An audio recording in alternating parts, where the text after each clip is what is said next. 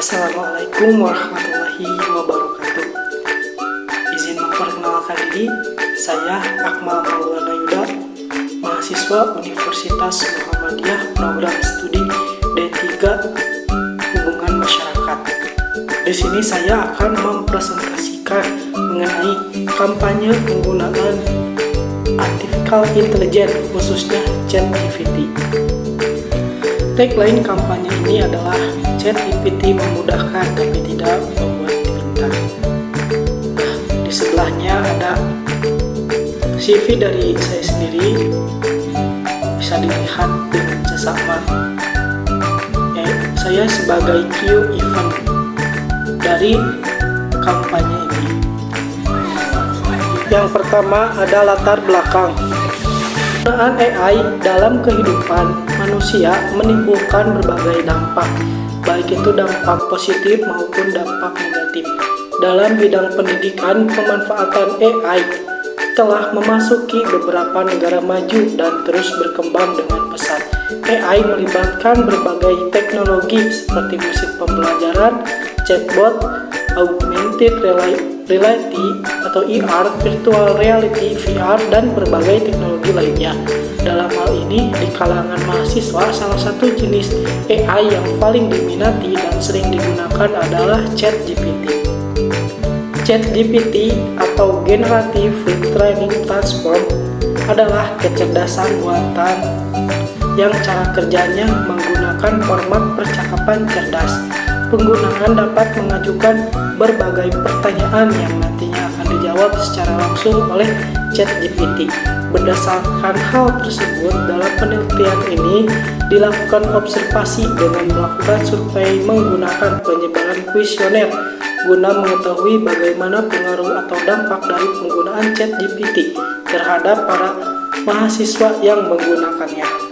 Hasil data kuesioner yang pertama, apakah Anda mengetahui apa itu artificial intelligence? Berdasarkan diagram dapat dilihat pada 50 responden yang menjadi narasumber pada penelitian ini terlihat adanya perbedaan hasil yang signifikan dari data yang telah terkumpul, yaitu 84% atau setara 42 mahasiswa sudah mengetahui mengenai apa itu AI, dan 16% diantaranya atau setara dengan 8 orang mahasiswa tidak mengetahui apa itu AI. Kemudian secara lebih lanjut diketahui bahwa salah satu jenis AI yang sering digunakan oleh mahasiswa untuk membantu proses pembelajaran adalah ChatGPT. Hal tersebut sesuai dengan data yang diperoleh melalui penyebaran kuesioner. Berikut diagram datanya. Apakah Anda sering menggunakan ChatGPT untuk membantu pembelajaran?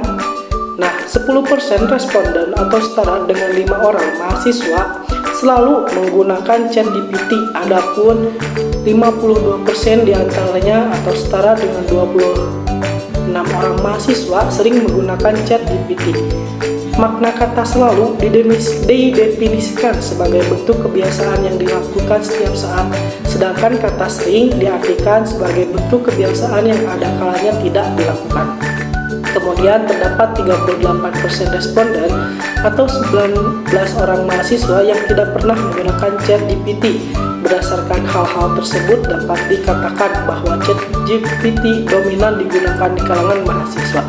Melalui penggunaannya tersebut terdapat beberapa faktor yang dirasakan oleh para mahasiswa, seperti halnya dampak baik maupun dampak buruk yang dapat dilihat berdasarkan data berikut.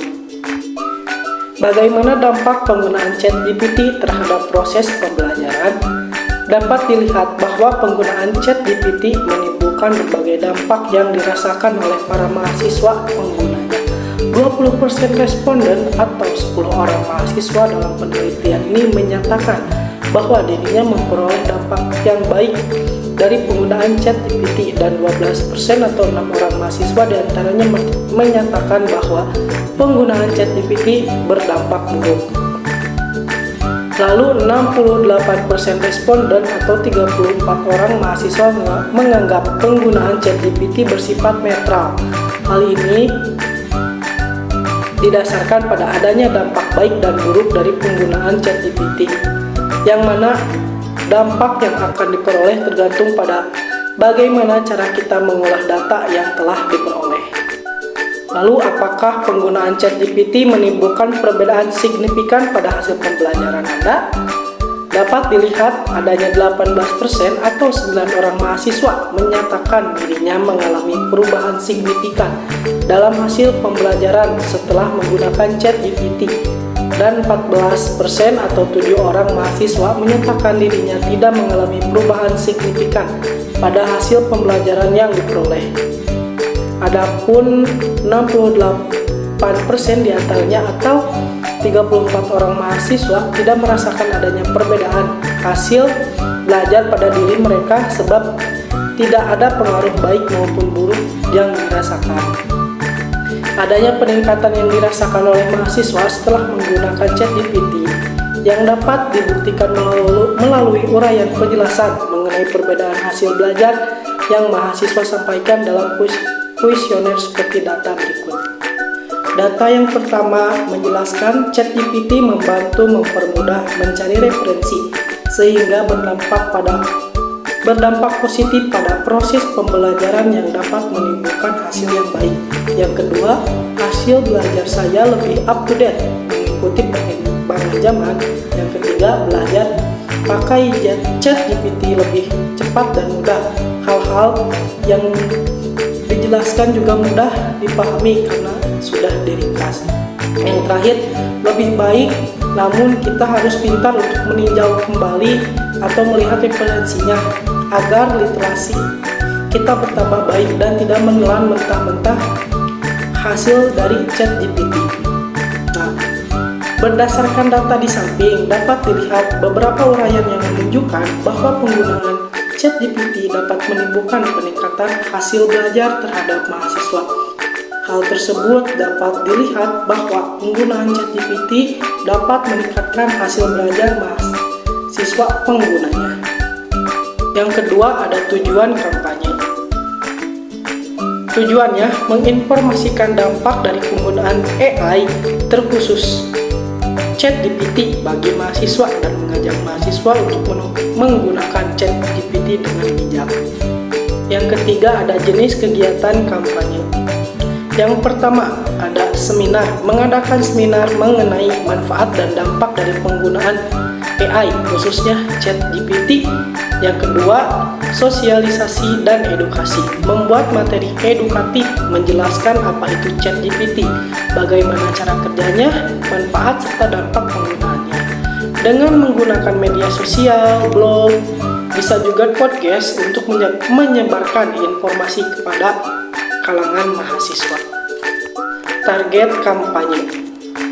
Yang pertama, seminar, mengajak mahasiswa untuk menggunakan AI khususnya ChatGPT dengan bijak dengan cara melakukan seminar di lingkungan kampus. Yang kedua, sosialisasi dan edukasi, menyadarkan mahasiswa akan dampak dari penggunaan AI khususnya ChatGPT dengan cara membuat materi edukatif lalu menyebarkan informasi menggunakan media sosial, blog, dan juga podcast. Nomor 5, sasaran peserta kampanye. Nah, seminar serta sosialisasi dan edukasi, sasaran pesertanya adalah mahasiswa.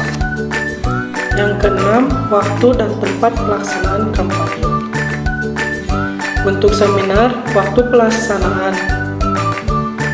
seminar bagi mahasiswa selama 4 kali dalam sebulan dan tersebar di 4 kampus kota Kabupaten Sukabumi. Untuk webinar bagi mahasiswa selama 4 kali dalam sebulan dan tersebar di 4 kampus kota atau Kabupaten Sukabumi. Tempat pelaksanaan akan ditentukan kemudian hari berdasarkan kesepakatan bersama.